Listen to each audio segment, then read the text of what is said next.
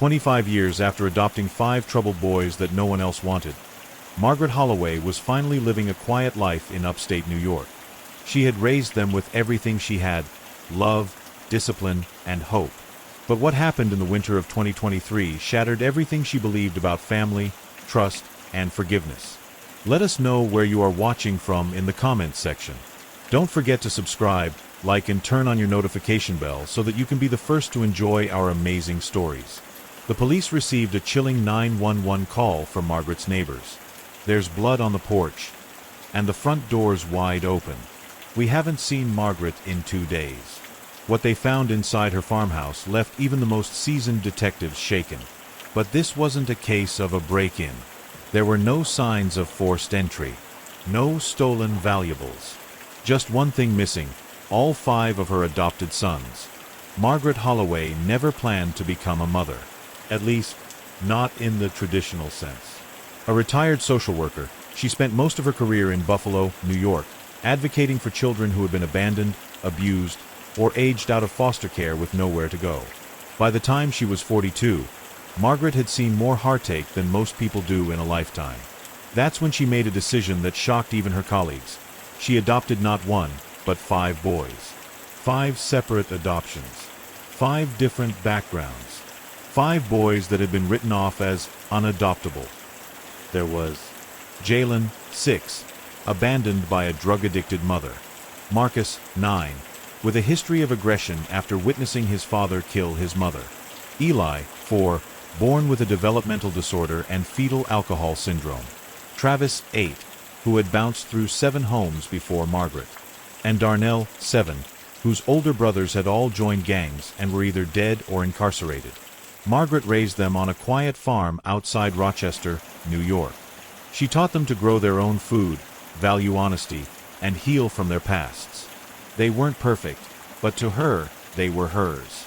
Neighbors called them the Holloway 6. Margaret and her 5 boys. A strange family, maybe, but one everyone admired. Over the years, the boys grew into men. Margaret stayed involved in their lives, even after they moved out. But then, in late November 2023, things took a terrifying turn. Margaret had recently posted a cryptic message on her private Facebook page. It read, "I don't know who I can trust anymore. I think they've been lying to me for years. If anything happens, someone needs to look into this." Less than a week later, her home was silent. Mail piled up. Her car was still in the driveway. And the blood on her front porch wasn't hers. It belonged to one of the boys. When police finally entered Margaret Holloway's house, they found no sign of forced entry, no struggle inside. But what they did find in the basement freezer wasn't food.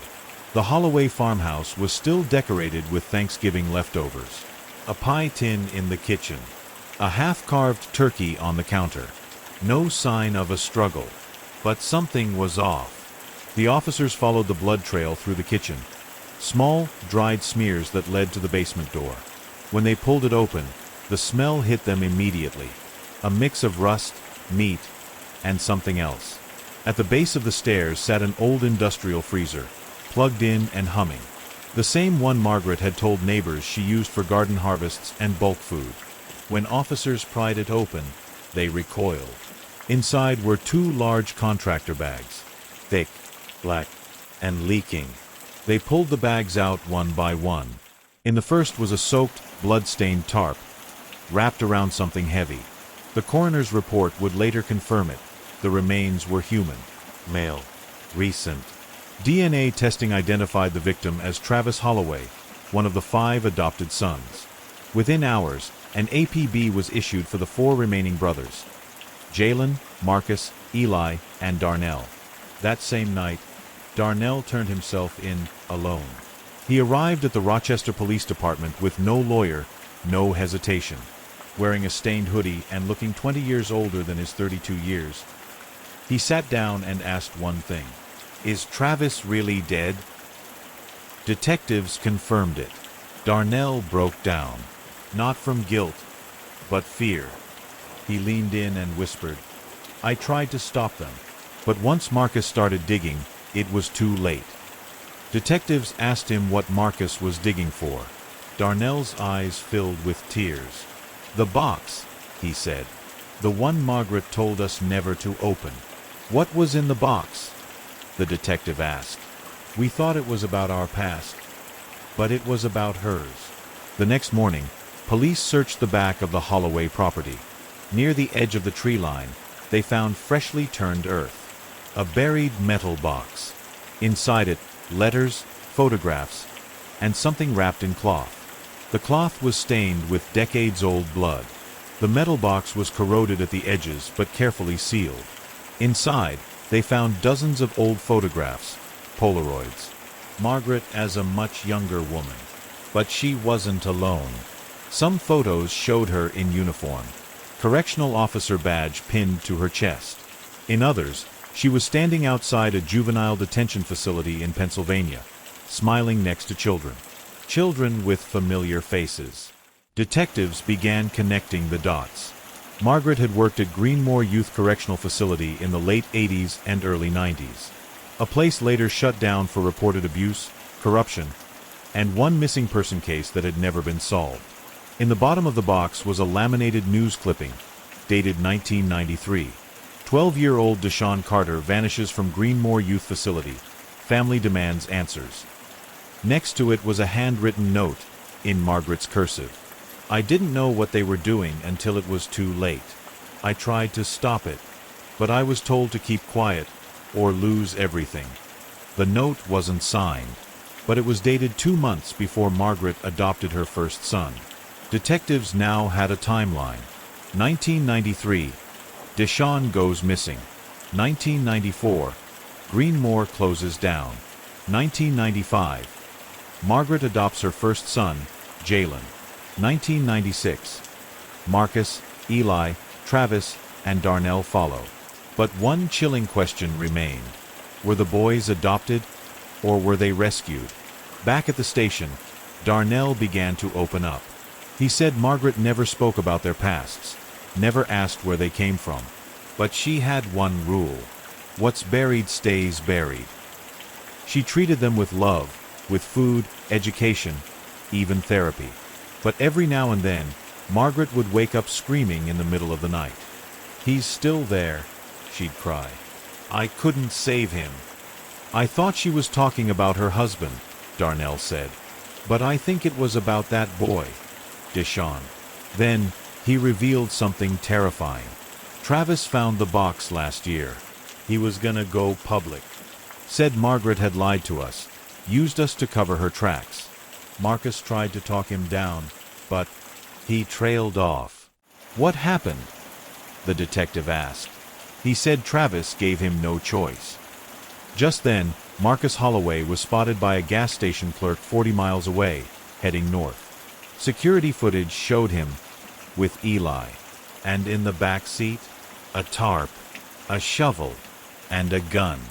Margaret sat alone in the courtroom gallery, her hands trembling.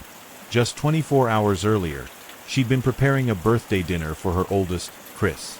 Now she was staring at 4 of her sons, Chris, Jordan, Malik, and Zion, handcuffed and being led into the courtroom as suspects in a case that had already rocked the entire town. The charge: burglary and arson. But not just any home. The victim was Councilman DeWitt, the same man who had once called them a public nuisance during a televised debate on youth homelessness. His estate had been torched to the ground. And somehow, her boys were tied to it. The evidence was thin. A partial fingerprint on a gas canister. Surveillance footage showing a van resembling Jordan's near the scene. And yet, in the public eye, the verdict had already been made. The news headlines painted them as troubled orphans turned criminals. Margaret refused to believe it. After court, she visited the one son missing from the chaos, Tyrese. He hadn't been charged, hadn't even been named. But the way he avoided her eyes told her everything. "Tyrese," she whispered, voice breaking. "Tell me you weren't there." He looked at her, haunted hollow, and said, "Mama, I think you need to see something." Margaret followed Tyrese into the basement of his small apartment. He hadn't lived at home in years, ever since a fight with Chris over a stolen wallet pushed a wedge between them. But now, the tension in his shoulders, the heaviness in his silence, it was different. He switched on a single light bulb dangling from the ceiling. The room was cold, damp, unfinished. At the far end stood a battered metal cabinet. Tyrese paused, then opened it. Inside were files, dozens of them. Photos, emails, printed screenshots, old newspaper clippings. Many of them linked to Councilman DeWitt. Margaret pulled one out, her hands shaking. A grainy photo showed a much younger DeWitt in the 90s, standing outside what looked like a boy's home. Next to him, barely recognizable, was her son Malik, maybe 8 years old, staring at the camera with vacant eyes. "This is from before I adopted him," she murmured. Tyrese nodded. DeWitt was a major donor to a facility called Elm Ridge House. Closed in '99. Burned down, they said. But Mama, the stories? What those boys went through. That place was hell. Margaret's breath caught. "I think the boys found something," Tyrese said quietly.